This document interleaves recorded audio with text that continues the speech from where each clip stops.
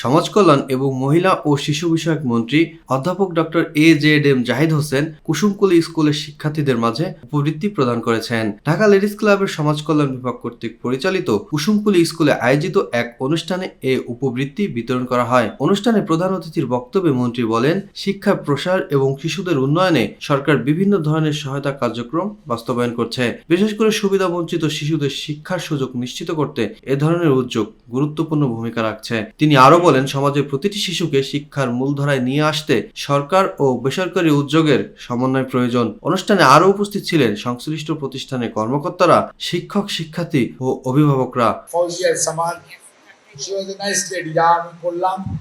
এবং ওনার যে কন্ট্রিবিউশন, বিশেষ করে কুসুমকুলি স্কুল যেটা উনি স্টার্ট করেছেন এবং যেটা কন্টিনিউ করার ব্যাপারে ওনার ছোট মেয়েকে কনভিকশন আর তার যে জিন সেটা উনি প্রকাশ করলেন।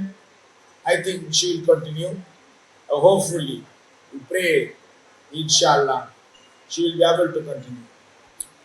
আর আপনাদের এটার পরবর্তীতে যে বাচ্চারা তাদের পরবর্তী জীবনে অর্থাৎ সেকেন্ডারি এন্ড হায়ার সেকেন্ডারি এবং পরবর্তীতে গ্রাজুয়েশন বা পোস্ট গ্রাজুয়েশন আপনাদের ছেলে মেয়েরা যাচ্ছে, দ্যাট দি স্যাটিসফ্যাকশন এবং এই সন্তুষ্টি নিয়ে আমরা সবাই আছি এবং আপনারা নিশ্চয়ই এটাকে উপভোগ করেন। এটার জন্য আপনারা এক ধরনের নিজের যে তৃপ্তি লাভ করেন, স্যাটিসফ্যাকশন, এটাই হচ্ছে মানুষের বেঁচে থাকার জন্য সবচেয়ে বড় প্রয়োজন এবং সেটা আপনারা নিশ্চয়ই এনজয় করেন বলে আমার ধারণা। তবে আপনাদের এই প্রচেষ্টার সাথে বাংলাদেশ সরকারের শিশু এবং মহিলা বিষয়ক মন্ত্রণালয় এবং আমাদের সমাজ কল্যাণ মন্ত্রণালয় আপনাদের পাশে, আমাদের সাধ্য মতো আপনাদের পাশে থাকবে এবং আমি থাকবো আপনাদের প্রচেষ্টার সাথে।